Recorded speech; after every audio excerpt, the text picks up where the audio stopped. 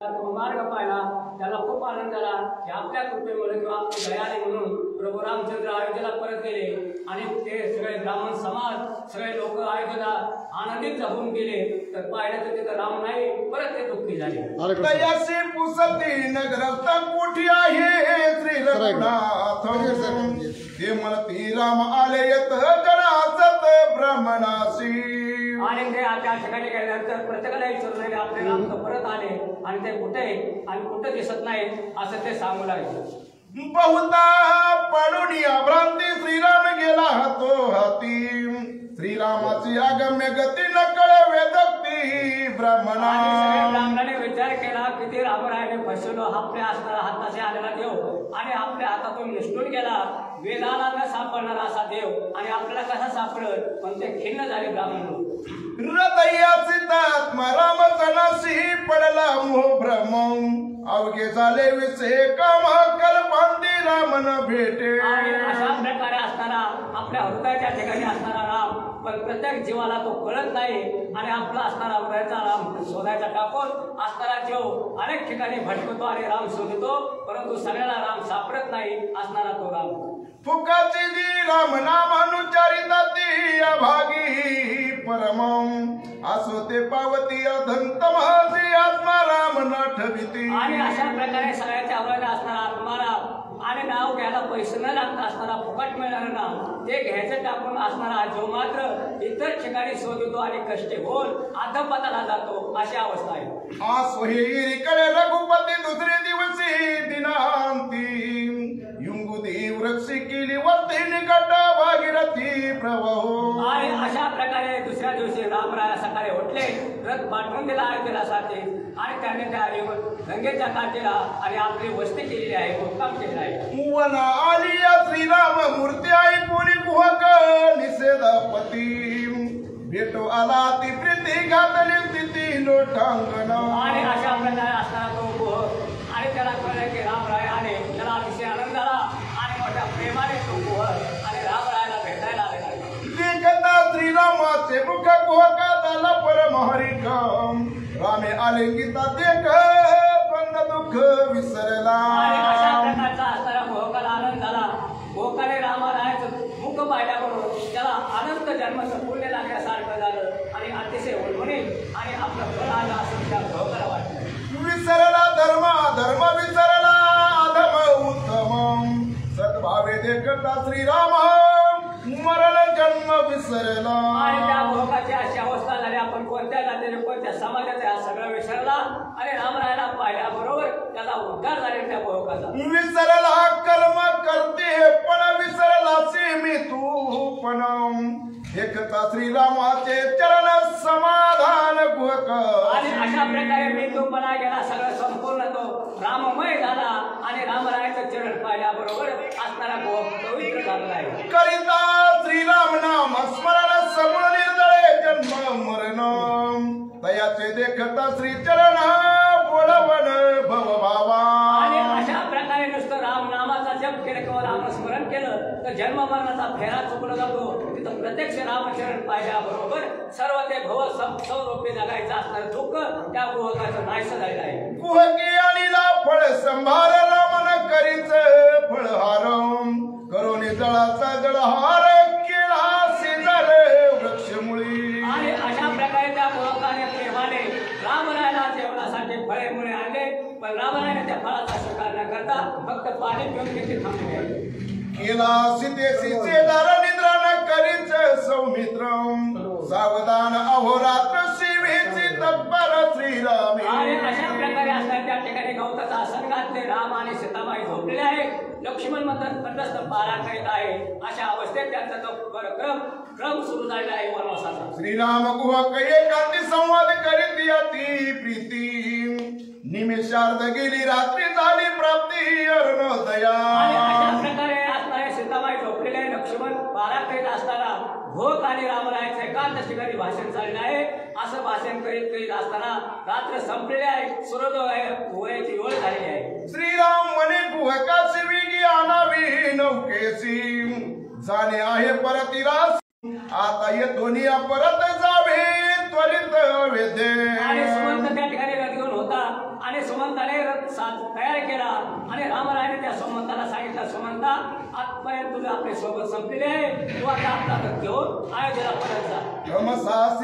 तमसाती हुनी रथ परतावा निश्चितार्थम ब्राह्मण संघाच्या त्या घरात तुझं येतपर्यंत आणले. आणि असणाऱ्या सुमंताला सांगू लागले, या तमसाने पासून तुला आणि ब्राह्मणच्या समाधानासाठी तुला परत या ठिकाणी त्याला फसवण्यासाठी किंवा त्याला समाधान करण्यासाठी येतपर्यंत आणलं. आता तो परत अयोध्येला जा. आई कोणी श्रीरामाचे वचन सुमंत पडला मूर्छा पण दीर्घ आक्रंदे करी रुदन राम सचिदा गंध घन अंतरला. आणि ज्यावेळेस रामाने सुमंताला परत आपल्या अयोध्येला जायला सांगितल्याबरोबर अतिशय असणाऱ्या त्या सुमंताला दुःख झालेलं आहे, मोठा घाईवर आलेला आहे आणि मूर्छित पडलेला आहे. घरात असणारे रामचंद्र आता मला कायमचे मुकणार असं वाईट सुमंताला वाटू लागले.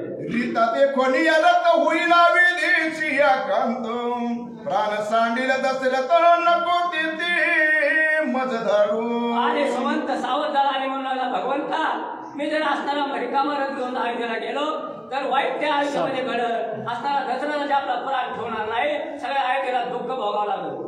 तुझं सांडून या रघुनाथ आयुध्य माझी मज जाता सुख न पवेगा सर्व तच्चरणी माताची विला. आणि असणाऱ्या भगवंता आणि तुला सोडून जर मी त्या अयोध्येमध्ये गेलो तर मला आयुष्यात कधी समाधान सुख लाभणार नाही.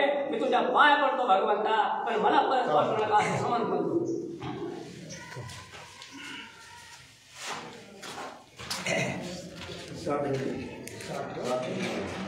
वाचलं तुम्ही आप्पा अजून मग दुसऱ्या वेळेस अजून बसा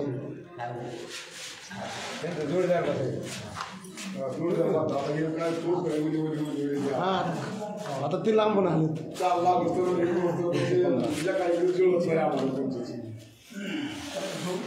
प्रभु रामचंद्र भगवान की जय. माऊली ज्ञानेश्वर महान कृपाकरी श्री रघुपती मी येईल वनाप्रती सेवा करीन अवरात्री विघ्नेल जगती वारीन.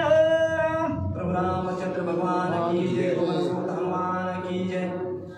या ठिकाणी जे अनुसंधान चाललेलं आहे, प्रभु रामचंद्रांना ज्यावेळेस त्या ठिकाणी सोडलं गेलं आणि सुमंत प्रधान हे माघारी निघत आहेत, परंतु त्यांना त्या ठिकाणाहून जाऊ वाटत नाही. प्रभु रामचंद्रांच्या चरणापासून त्यांना अलग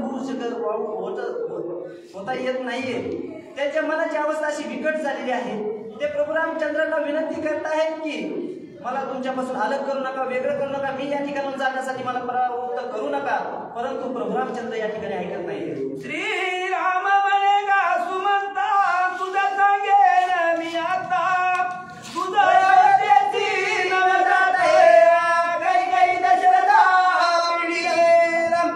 अशा प्रकारे सुमंताला प्रभु रामचंद्र सांगतायत, हे सुमंता तू जर या ठिकाणाहून परत जर अयोध्येला गेला नाहीस तर त्या ठिकाणी आपले जे महाराज आहेत तर ते कैकेयीला पिडतील, तिला दूषण देतील की तू काय केले. कैकेयीला दूषण देतील, तुला म्हणतील, तिला म्हणतील की तुझ्यामुळे माझ्या रामाला काय केलं, वनवास भोगावा लागलाय, त्याच्यामुळे तुझ्यामुळे त्याला तिकडे वनवासात जावं लागतंय. आणि जर तू त्या ठिकाणून माघारी गेला नाहीस तर कैकेयी परत असं म्हणेल की प्रभु रामचंद्रांना वनामध्ये मी काय करायला वनवासाला पाठवले, म्हणजे पायदळी जायला पाहिजे प्रभु रामचंद्रांनी त्या ठिकाणी वनवासामध्ये, परंतु या ठिकाणी रथ का पाठवला असं म्हणून त्या ठिकाणी त्यांना पण शंका येऊ शकते. म्हणून तू या ठिकाणून परत माघारी फिर असं या ठिकाणी सुमंत प्रधानाला प्रभु रामचंद्र सांगतायत. कोठे धाडीला रघुनाथ माझे निरागे दशरथ करविले घात भरताचा. अशा प्रकारे जर या ठिकाणून तू गेला नाहीस तर त्या ठिकाणी दशरथाचा सुद्धा घात केल्याशिवाय त्या ठिकाणी ते गप्प राहू शकत नाही असं या ठिकाणी प्रभु रामचंद्र सुमंताला सांगतायत. वाई जावे वनवासाची साक्ष बेरथ गादी जरा त्याची मारावया भरताची राज्य रामाची पाठविले. अरे या ठिकाणी असं त्यांच्या मनामध्ये संशय येईल की माझ्या दशरथाला या ठिकाणी मारून प्रभु रामचंद्रांना त्यांना परत काय करायचं, राज्यगादीवर बसवावं म्हणून तू त्या ठिकाणी त्याला सहाय्य करण्यासाठी पाठवलं काय, असा विकल्प त्यांच्या मनामध्ये निर्माण होऊ शकतो. म्हणून सुमंत प्रधान ऐक माझा आणि तू परत अयोध्येला निघून जा. परत माराविलिया पाटी रामाबाई सावा राज्यपटी विकल्प कैकेयीच्या पोटी तो गेल्या पाठी सांडील. अरे त्यांच्या मनामध्ये असं संभ्रम निर्माण होईल की भरताला जर मारला आणि प्रभू रामचंद्रांना गादीवर बसवावं असा विकल्प, अशी मनामध्ये शंका निर्माण होऊ शकते. म्हणून रे सुमंत ऐक माझं आणि या ठिकाणी तू अयोध्येला जा, असं या ठिकाणी कोण प्रभू रामचंद्र साक्षात भगवान त्या सुमंत प्रधानाला विनवणी करतायत.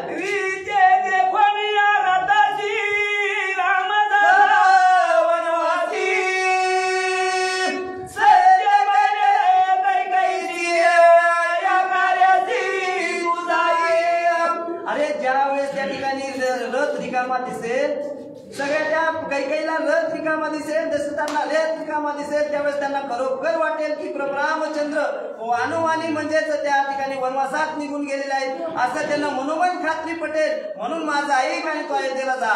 माझी आज्ञा आहे ऐशी तू जा रे अयोध्येची, दशरथाई कौशल्याची सुख उपदेशी ब्राह्मणा. अरे ऐक माझं.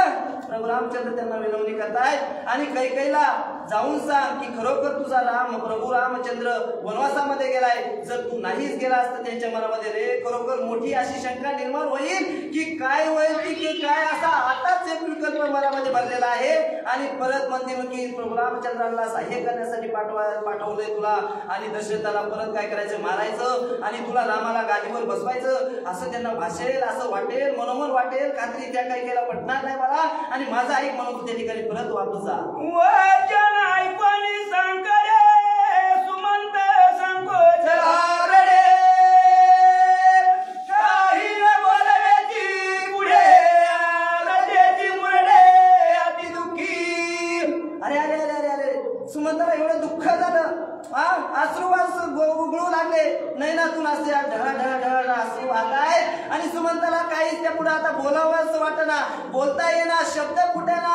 म्हणून सुमंत प्रधान म्हणतायत आता त्यांचा नाईलाज झाला त्या ठिकाणी आणि बस पाय ओढवना आणि मग ते मागे सरतायत, दृष्टी फिरवेना, दृष्टीनं फिरे माघारी, अशी त्यांची त्या ठिकाणी स्थिती झालेली आहे सुमंत प्रधान महाराजांची. श्रीराम बोलिला उत्तर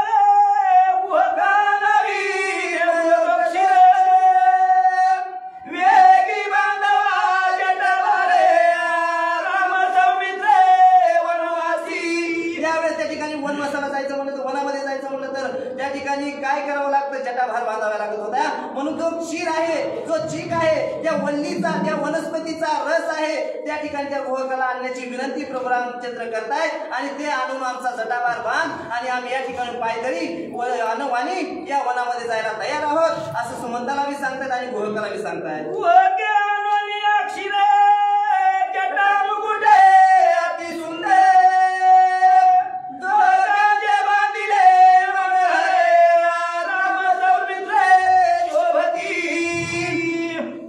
विनंती मान्य केली. त्या ठिकाणी गेले, वनस्पतीचा रस आणला, चीक आणला आणि त्या चिकाने वनस्पतीच्या रसाने त्यांचा जटाभार बांधण्यात आला आणि जटाभार बांधून ती काय जोडी दिसली जी प्रभू रामचंद्राची आणि त्या ठिकाणी साक्षात ब्रह्मा विष्णू महेश जे काय त्यांचे विष्णू आणि ते परमात्माचं स्वरूप पाहिलं गेलं आणि खरोखर निलामय त्या भंग असं अन्नभंग न पावणार असं जे शरीर आहे, अशी ही तपोभूमी आहे आणि त्या वनामध्ये ते प्रभू रामचंद्र आणि सौमित्र त्यांचे लक्ष्मण बंधू आणि सीता माता आणि त्या ठिकाणी प्रयाणास सज्ज झालेले आहे. आज्ञा देवानी सुमंताची श्रीरामाला नावे पाती वेगी मैश्वरी समुद्राचे सीताच्या पाती बैसली.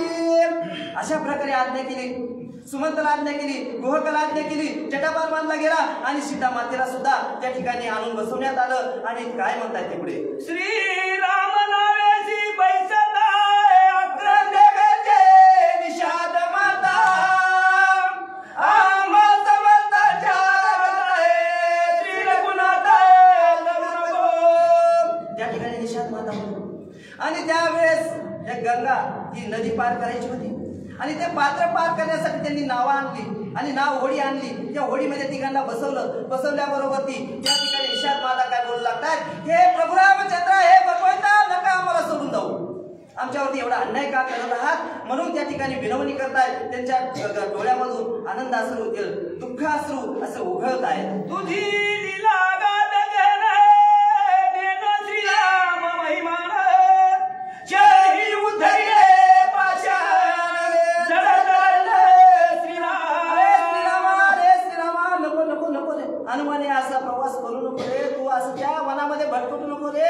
आणि तुझ्या पायाने, तुझ्या चरणाने शिळा उद्धरली जाते आणि उद्धरणार आहे, उद्धरली. आणि असं पाशा तू भगवंत आहे रे साक्षात, नको रे तू असं करूस. म्हणून त्या ठिकाणी निषाद माता बोलतात, नावेवरी आमुचे जीवन ते उद्धरिले उभे चरणे, माता पियाळे रडले येणे जाणे हुंडले.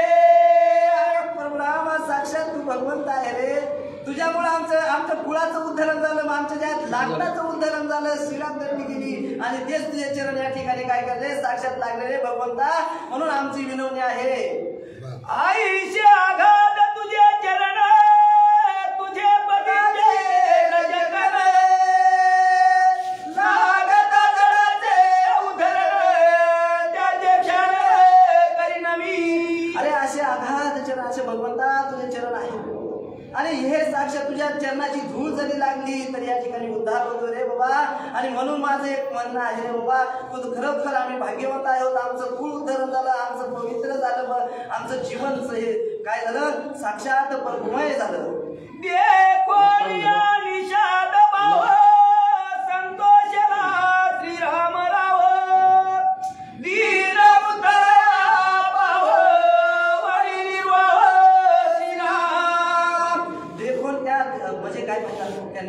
निषाद माताचा त्यांचा काय झाला, भाव बघितला, त्यांची भक्ती बघितली. आणि म्हणून भक्ती प्रेमाविन ज्ञान नको देवा असं म्हटलं जातं ते खरोखरच. आणि खरोखरच त्या ठिकाणी ती भक्ती बघितली आणि प्रभू रामचंद्रांना मनोमन आनंद झाला, क्षणभर असं वाटलं. आणि त्या ठिकाणी म्हणून श्रीराम संतोष होऊन म्हणजे त्यांना आनंद वाटला, प्रकट झाला. आणि म्हणून काय म्हणतात बघा,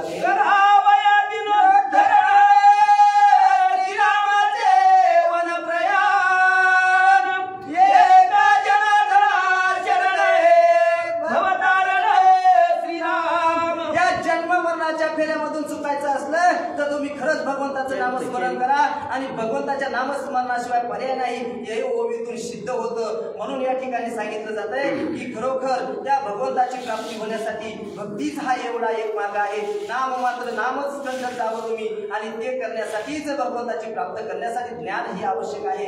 आणि म्हणून या ठिकाणी सांगितलं त्याचा उद्धार झाला, त्याचं मूळ पावन झालं प्रभू रामचंद्राच्या चरणांमुळे. या परी श्रीरामचंद्र उतरनिया गंगा पर, श्रीराम सीता सौमित्र तिघे गगन निघाली. अशा प्रकारे त्या गंगेच्या पात्रातून प्रभू रामचंद्र, सौमित्र, लक्ष्मण आणि सीतामाता त्या पार केल्यानंतर निघालेले आहेत. तिथून पुढे पुष्करिणी तेथे त्रिरात्र क्रमणी, कमळ जिल्क शेवणी प्रभाती त्रिवेणी. अशा प्रकारे आले आणि कमळ किंचन म्हणून एक नाव त्या ठिकाणी त्रिपुर असं आहे. आणि त्या ठिकाणी 3 दिवस त्यांनी राहायचं, मुक्काम करायचं असं ठरवलं. आणि त्यातून कुठे पुढे प्रवास करायचा असं ते काय करतायत, संबोधतायत. राम लक्ष्मण सीता तिन्ही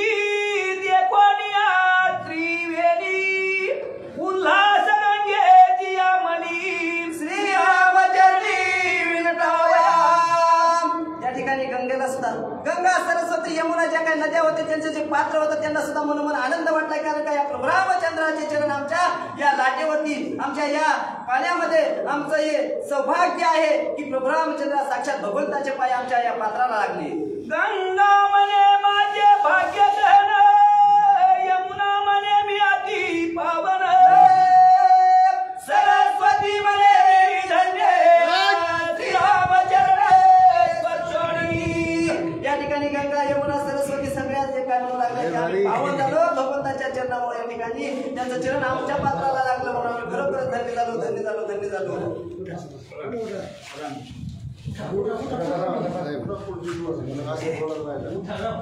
माझं किती झालं दादा 80 झाली 81 होती.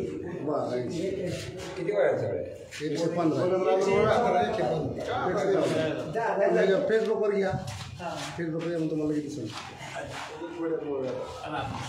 आता तुम्ही 100 करायचे बरोबर म्हणजे 115 आले मग बघा बाप्पू काय वाचतील महाराज काय वाचतील. प्रभु रामचंद्र भगवान की जय. त्याच्याबरोबर फेसबुकवर घेते का? तुमचं नाही बंद आहे का? बंद आहे का जी?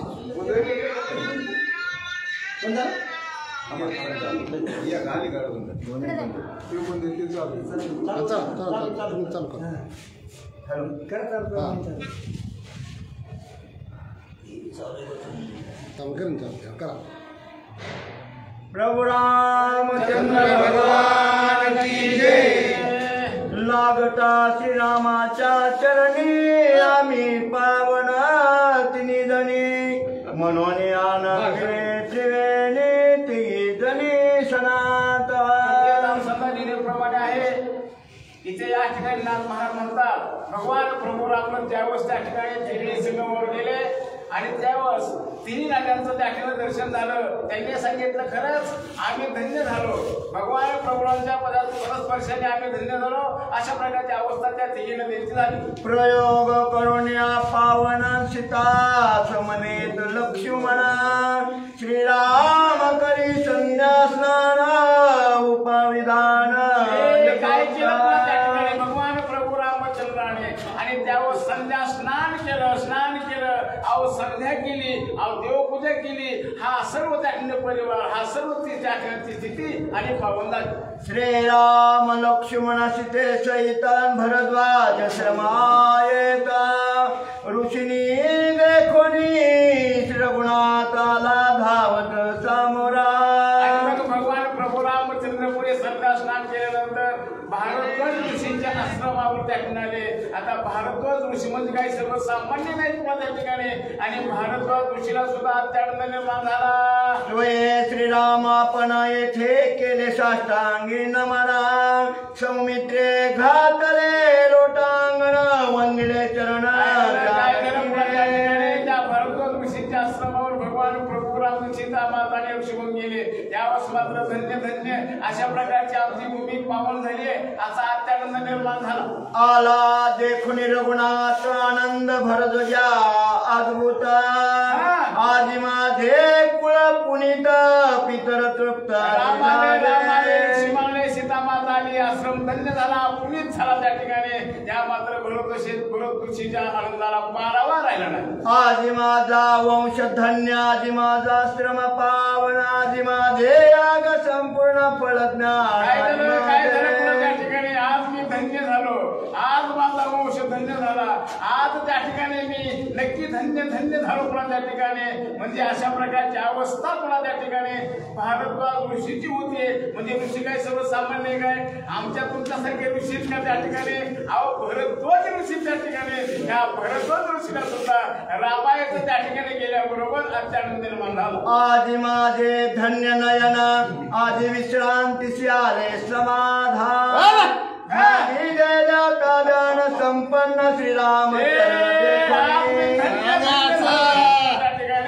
आज माझे नयनाची त्या ठिकाणी परम शांती प्राप्त झाली आहे. माझ्या मनगुप्त चित्तांत करायला इतका समाधान निर्माण झाले. अशा प्रकारची अवस्था भरपूर कृषी झाली. स्वभावे देखता रघुपती ज्ञानेशी विज्ञानाची प्राप्ती विश्रांती श्रीराम मूर्ती देखोनी.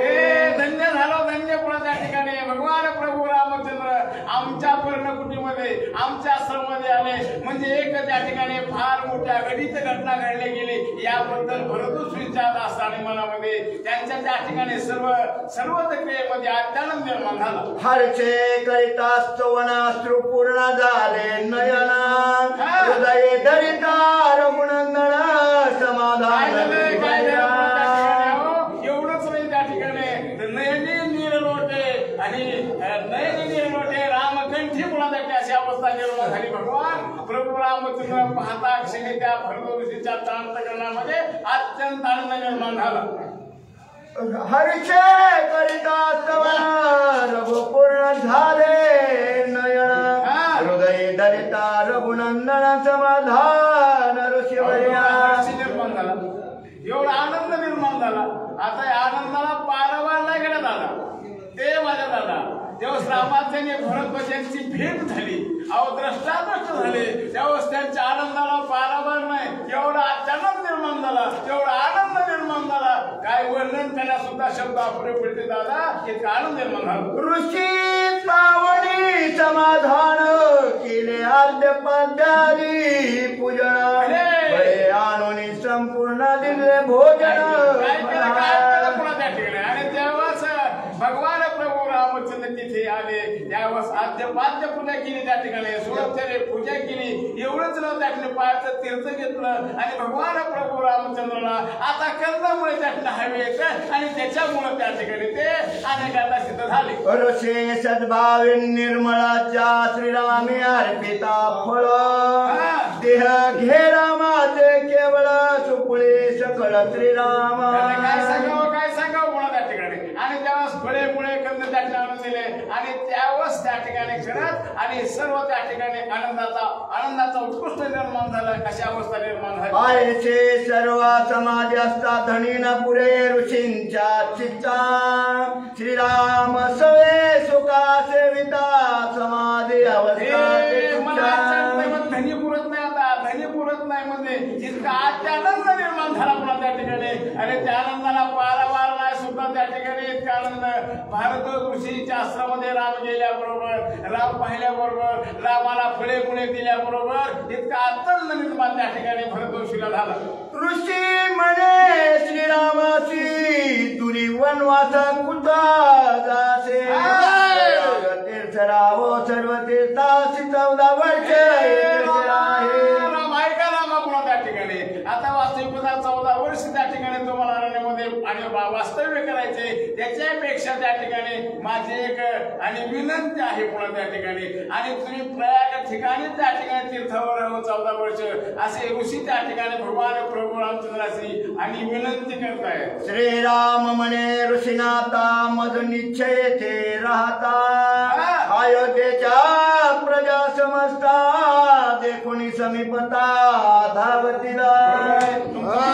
तुमचं म्हणणं बरोबर आहे. पुन्हा त्या ठिकाणी कदाचित मी जर त्या ठिकाणी तुम्ही सगळं इथे जर राहिलो प्रयाग ठिकाणी तर मात्र अयोध्येवासी जनता जनार्दनमुळे त्या ठिकाणी रामाला 14 वर्ष त्यांच्या नगरामध्ये प्रवेश करायचा आहे.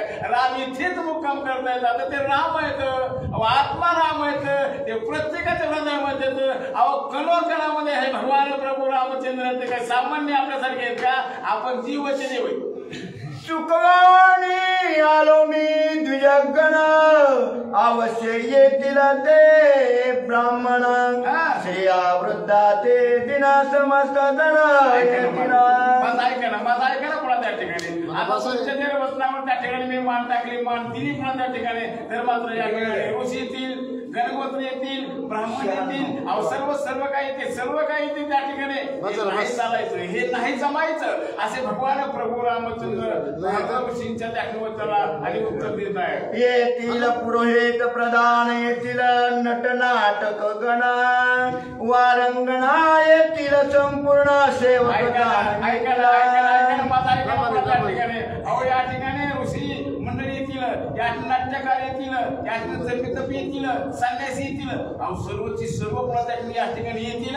अशा प्रकारच्या भूमिका, अशा प्रकारची अवस्था त्या ठिकाणी भरत ऋषीला भगवान प्रभू रामचंद्र सांगताय. श्रीराम भेटी आणि प्रयाग स्नान पर्व काळाती पावन जनक येईल धावण सीताभिगमन माहेरा.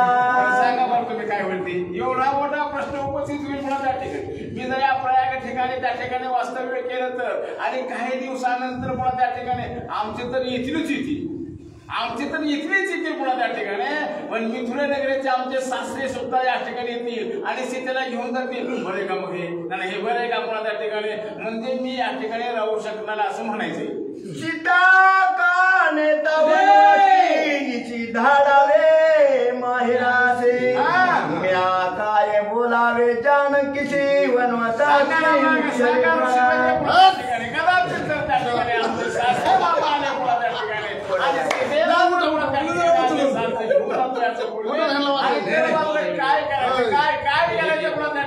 म्हणजे अशा प्रकारचा फार मोठा प्रश्न निर्माण होईल बाबा, फार मोठा प्रश्न उपस्थित होईल.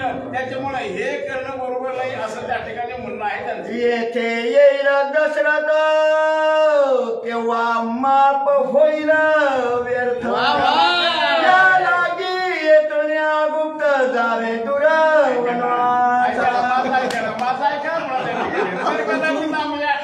थांबलो राहिलो वास्तव्य त्या ठिकाणी बसलो तर मात्र दसरथ राजा येतील आणि दसरथ राजा या ठिकाणी आल्यावर आम्हाला अयोध्येला घेऊन जाते. अशा प्रकारची अवस्था त्या ठिकाणी आमच्या बापूला आवाज नाही समजत. त्यांना बसून थोडा हा बसा ना बापू तुम्ही 5 वाजा घ्या, महाराजाला 5 द्या. बरोबर अजून काय वाचायचं? बरोबर नाही. पहिलीच वेळ रामायण वाचायची, आमच्या बापू तरी काय म्हणायचे? किती वेळ आहे?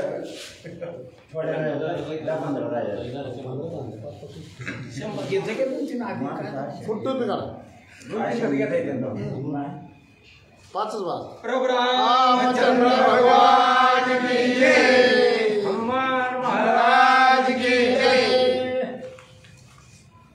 ते भरद्वाजाने मान्य करुणी चित्रकूटाचे नाव सुचविले. ऋषी म्हणे सत्य वचनार्थ येथून चित्रकूट पर्वत पुष्पित फळी प्रफुल्लित त्या वनात तुम्ही राहावे. प्रस्तुत प्रसंगी आज जगतपिता प्रभू रामचंद्र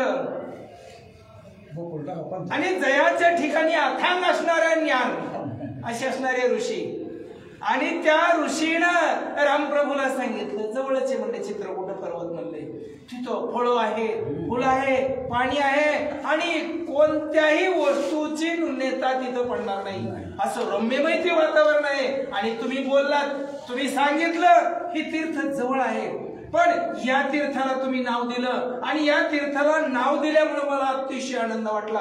रामा खरंच मला तुम्ही पावन केलं. तुमची इच्छा आहे तर तुम्ही चित्रकूट पर्वताच्या ठिकाणी जाऊ शकता असे ते भृंगऋषी बोलले. तो पर्वत पुण्यशीळ जननिवास परिस निर्मळ वृक्ष तेथे सदा फळ सुख पावन सर्वही. मग त्या ठिकाणी वृक्ष सुंदर आहेत सुपीक आहे शीतळ छाया आहे सावलीगार आहे फळं सुंदर आहेत. अहो काय सांगावं सफरचंद आहे द्राक्ष आहेत केळी आहे नारळी आहेत पोपळे आहेत अंजीर आहेत. रामा काय सांगावं इतके फळं त्या जंगलामध्ये किंवा त्या वनामध्ये आहेत तिथं कुठल्याही गोष्टीची कमतरता पडणार नाही असं प्रभू रामचंद्राला भारद्वाज नावाचे ऋषी बोलले. अशा बोलल्यानंतर रामप्रभूला अतिशय आनंद झाला. मार्गी सिद्धभट विख्यात त्याची वंदावे भावयुक्त त्या त्याने सफळीत पुरुषार्थ निविघ्नार्थ वंदावा. परत घेऊ तो पर्वत पुण्यशीळ जन निवासा परिस निर्मळ वृक्ष तेथे सदा फळ सुख पावन सर्वही. तो पर्वत कसा आहे पावन आहे बरोबर. आणि पावन असून तो पुण्यवान आहे आणि पुण्यवान असून सर्व लोक त्या वनामध्ये येतात त्या पर्वतावर येतात आणि अतिशय आनंदाचा सोहळा अतिशय असणार सुख आणि अतिशय असणार समाधान त्या पर्वतावरती उपभोगतात. आणि ते भोगत असताना अंतःकरणापासून आनंद निष्पन्न होतो. असा आनंदमय असणारा जो पर्वत आहे तर आम्हा खूप सुंदर आणि चांगला पर्वत आहे तो. मार्गी सिद्ध अळवट विख्यात त्याची वंदावे भावयुक्त त्या त्याने सफळीत पुरुषार्थ निर्विघ्नार्थ वंदावा. तरी मी चुकीच वाटले समजून घ्या तुम्ही, समजून घ्या. निर्विघ्नार्थ वंदावा. निर्विघ्न विघ्नच नाही ना तिथं आहे का विघ्न नाही तिथं एक वट वृक्ष आहे तेवढंच नाही, त्या वृक्षाखाली इतकं समाधान आणि ऋषींचं वास्तव्य आहे. एवढंच नव्हे, ते ऋषी सुद्धा अतिशय ज्ञानी आहे आणि ते ऋषी सुद्धा गुज गोष्टी किंवा एवढं ज्ञान देण्याचं सामर्थ्य आणि पावर त्या ऋषींमध्ये आहे. म्हणून त्यांचंही रामा तुम्हाला दर्शन होईल असं असणारा भारद्वाज ऋषी बोलले. जिद्द वट दर्शन सीतेची प्रार्थना मग करुणी भारद्वाज नमन तिघी जणी गेले प्रयाण. भोजनास वेळा ज्या वेळेला रामप्रभू आणि भारद्वाज ऋषीनं ऐकलं भारद्वाज ऋषीनं पुन्हा सांगितलं. तिघांना आनंद वाटला. सीतामाई, लक्ष्मणजी, रामप्रभू यांनी दर्शन घेतलं आणि मग म्हणले असं करणं जाता वेळेस म्हणले आता थोडस उपहार जेवण करा, काही फलहार घ्या. हो, अशा प्रकारचं. आणि ती भारद्वाज ऋषी रामप्रभूला बोलले आणि बोलल्यानंतर मान्य केलं रामप्रभूनं. ठीक आहे म्हणले, तुमची इच्छा आहेच ना, पण म्हणले 5-5 ओव्यावर का होईना पण मागून प्रभु रामचंद्र भगवान की जय, पवन सुत हनुमान की जय. राम रुसिर होनिया तिघे यमुने उतरणी भले वात शोभन वकाराने आली चौकाने सिद्धवटा. ओ तिघही नौकेमध्ये बसलेत आणि नौकेमध्ये बसलेत. पहिलं पार व्हायचंय. कुठं जायचंय? पहिलं पार. हो, आपण कधी पहिलं पार होणार आहेत कुणाच ठाऊक. आपण भवसागरातच गुंतलो. आपल्याला भवसागर सोडतच नाही. पण कर्म भोग त्यागून या गेले राघव पहिलं तिरा. हो, कर्म भोगाचा त्याग केला, प्रपंचाचा त्याग केला, राज्यवैभवाचा त्याग केला आणि आई वडिलाचा सुद्धा त्याग केला. मग त्याला म्हणतात जगाच्या कल्याणा संताची होती ध्येय कष्ट येतील परोपकारी. पण तो देव आहे, पण त्याला संत म्हटले गेलं का? तर जगाला कल्याण करायचंय, जगाला तारून न्यायचंय, जीवांना आधार यायचाय, जडांचा उद्धार करायचाय आणि दुष्टांचा नाश करायचाय. नाश करण्यासाठी माझ्या रामानं एवढं दुःख सहन केलं आणि एवढ्या दुःखामधून ती असणारी जी भव नदी आहे, ती भव नदीला पहिलं पार केलेलं आहे आणि पहिलं पार करून पुढचं रम्यमय असणारं जे वातावरण आहे, रम्यमय असणारी जी शोभा आहे, रम्यमय असणारा तो डोंगर आहे, माझ्या रामप्रभूनं, माझ्या सीतामाईनं आणि लक्ष्मणजीनं तो डोंगर पाहिलेला आहे.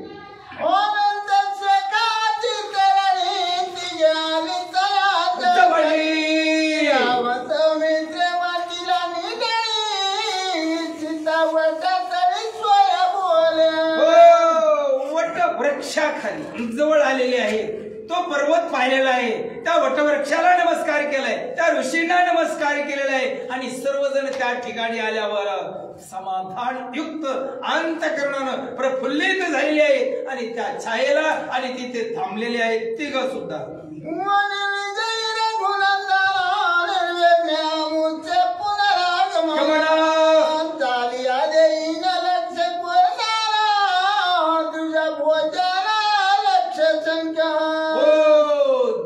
भोजन लक्ष संख्या लाखोवर. रामप्रभूला म्हणले खरंच तुझ्या योगानं म्हणले ब्राह्मण सुखी झाले, तुझ्या योगानं म्हणले ब्राह्मणांना भोजन मिळणार. हो, एवढंच नाही, तुझ्यामुळे रामा एवढं ब्राह्मण सुखी राहणार. अरे तुझ्यामुळे रामा कशाचीच भीती नाही म्हणले आणि तू इथं आलास ना, इतका आनंद की त्या ठिकाणच्या द्विजवर म्हणजे ब्राह्मणांना तर झालं यात संशय नाही, पण तपश्चर्या करणारे जे ऋषीमुनी होते यांना सुद्धा आनंद झाला. एवढा आनंद झाला की त्या आनंदामध्ये पूर्णपणे नाहून गेले आणि रामप्रभूकडे, सीतामाईकडे, लक्ष्मणजीकडे आले. सीता पूजून अलंकार वस्त्री आईच्या बोलाने सीता सुंदरी नमस्कार वाटात. आता वडाचा वृक्ष आहे बर का, पण वडाच्या वृक्षाला आशीर्वाद कुणाचा आहे? सावित्रीचा आहे.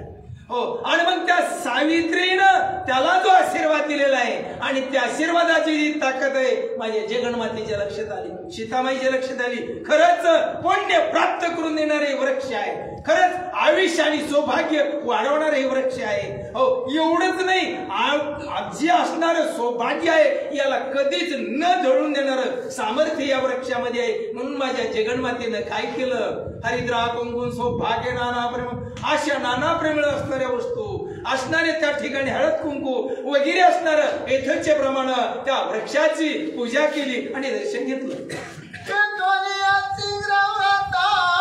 पावली चित्रकूट पर्वत आहे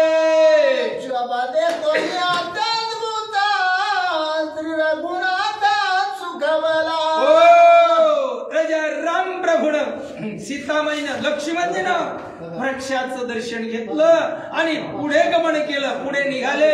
पुढे निघाल्यावर रम्यमय असणार ते वन, रम्यमय असणार ते ठिकाण, रम्यमय असणारा तो डोंगर आणि रम्यमय असणारा तो चित्रकूट पर्वत राजा राम प्रभूनं आणि सीतामाईनं लक्ष्मणजीनं पाहिला आणि अतिशय त्यांना आनंद झाला.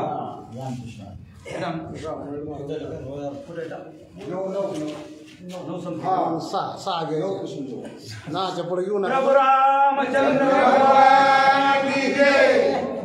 पर्वत देखोनी शोभायमान, मार्ग श्रमा झाली बोळवण, ते तिघे झाली सुख संपन्न, येथे आपण राहावे.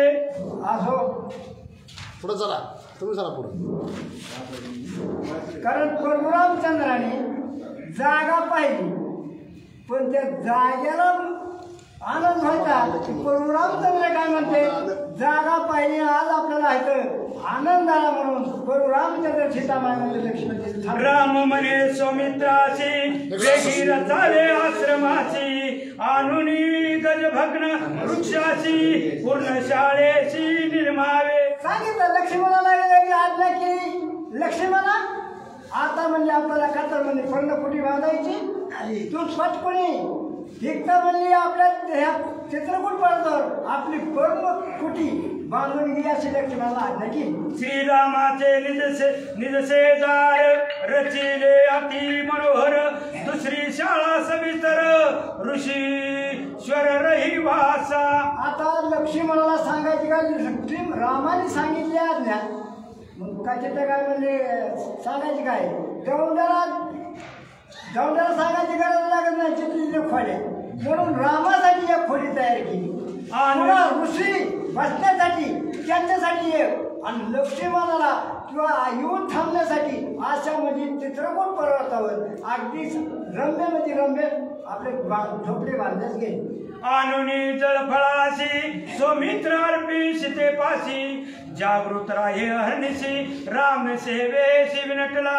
लगेच पुन्हा लक्ष्मणाने काय केलं, रात्रंदिवस मात्र झोपायचं नाही, फळं आणायची, सीतामाईपाशी ठेवायची, रामाची मात्र सेवा करायची, सीतामाईची सुद्धा सेवा करायची. लक्ष्मणाने खडा अजिबात केलं नाही. मुखी नित्य श्रीराम नाम, सर्व इंद्रिय श्रीराम कर्म, हृदयी परमात्मा श्रीराम, भक्त तम सौमित्र.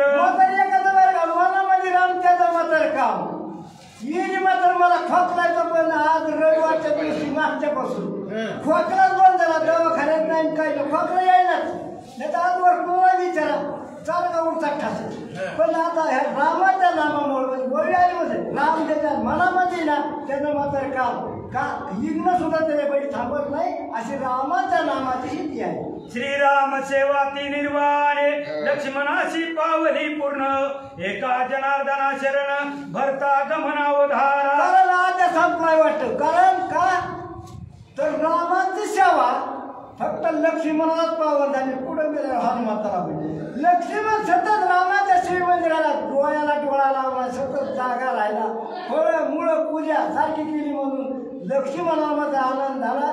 तर म्हणजे एका जनार्दनी शरण. स्वस्ती श्री भावात रामाये अयोध्या कांडे, एकाकार टिकायम श्रीराम सीता लक्ष्मण, चित्रकूट पर्वत गमनम, नाम नवमाध्याय पौरा.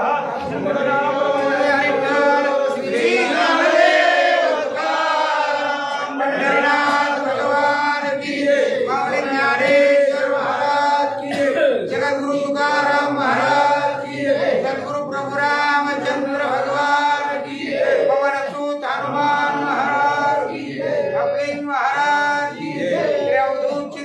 श्री गुरुदेव दत्त.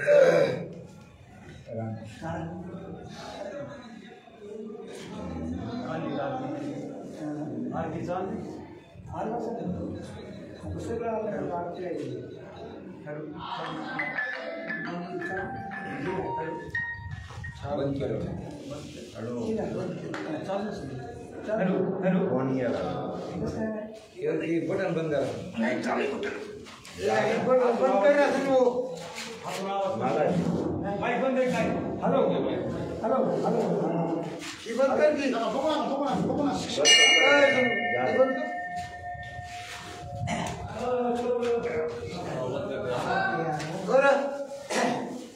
किंमत काय नाही का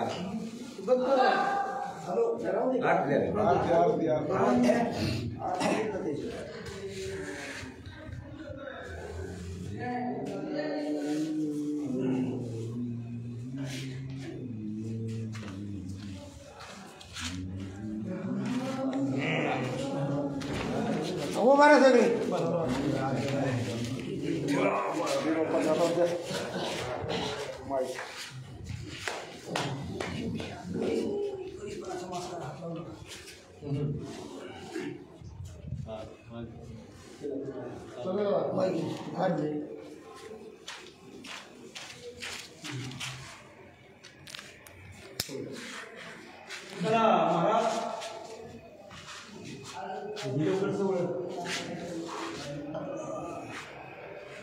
देवळात सगळं तरी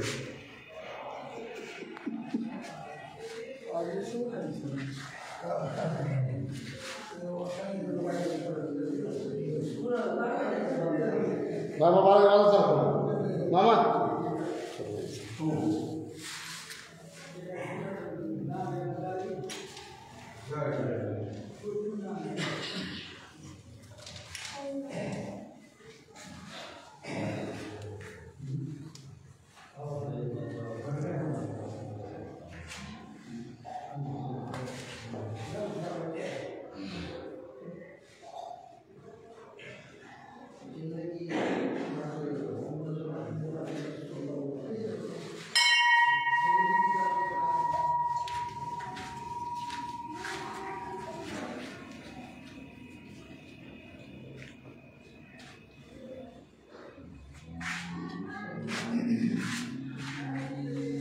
चला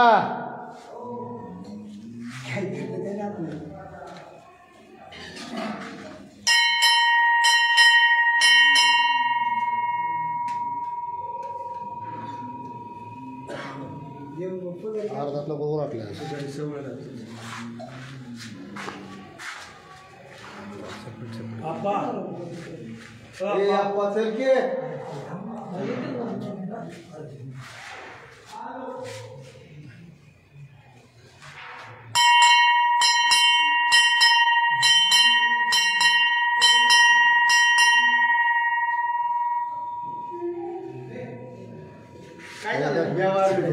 चल की तुमच्यामुळे थांबलो काय मंगलम भगवान विष्णु मंगलम गणपत्या मंगलम पुंडरीकाक्षाय मंगलाय सुखकरे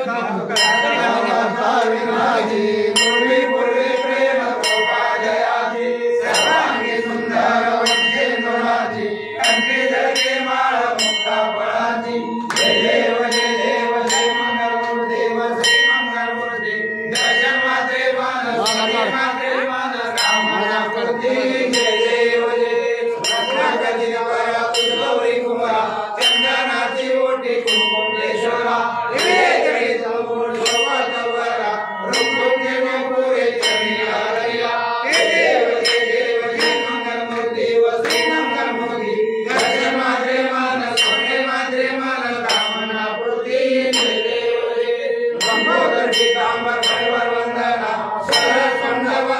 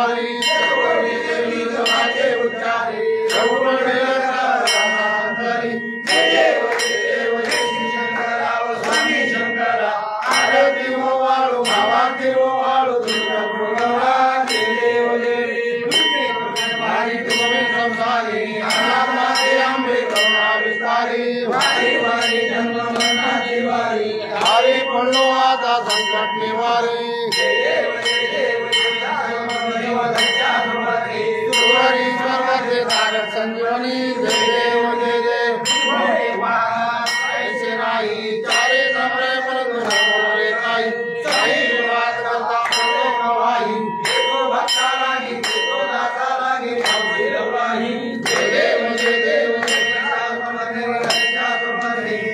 ईश्वर वर्गे तारक संजीवनी जय देव जय देव पासून थोडी पासून थोडी अंधे तुझवा थोडी हरारी झाली झाला परम बदलेश जय देव जय देव सुरवारी ईश्वर वर्गे तारक संजीवनी जय देव जय देव देह काम क्रोधाग्नि राक्षस मधोनी जय देव हे राम आरती परिपूर्ण कामा जय देव लंका दहन कर्मी हरी राजकुमारी होने दाखिला होली होनी आला जय देव जय देव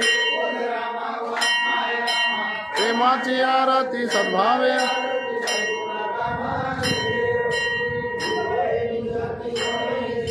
म्हणून येणे झाले अध्यारणात आनंद गो सांडे वैराग्य भरता कौशल्य माता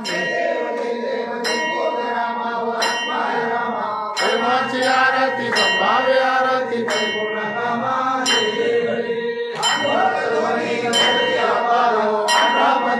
गणपती हुकारो कुमारो नगरी हो काही आनंद थोरा प्रेमाची आरती सद्भावे आरती परिपूर्ण कामा जय देव जय देव राजा रुक्मीर ओम भावे तया पूजा उपचार स्वामी जय देव जय देव आरती सद्भावे आरती परिपूर्ण कामा जय देव जय देव सकाळी उद्धार अंकार वदनी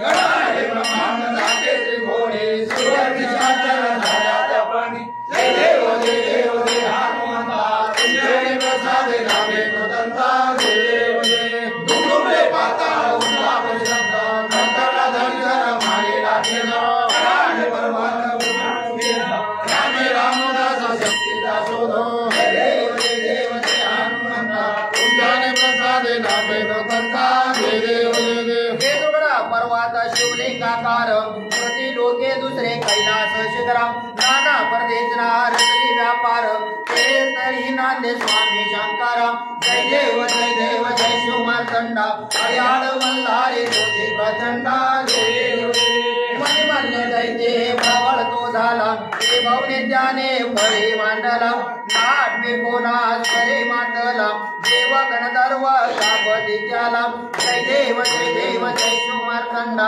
अयाळ मल्हारी तुझे प्रचंडा जय देव चंपा शेते देवचे अवतार दर्शित मणिमल्य दैत्यांचा संवार करशित चरणी भुजे कळगे वर्मी स्थापते अंतवर देवरित्या भक्ते पैदेसी जय देव जय शिव मार्तंडा अयाळ मल्हारी तुझे प्रचंडा जय देव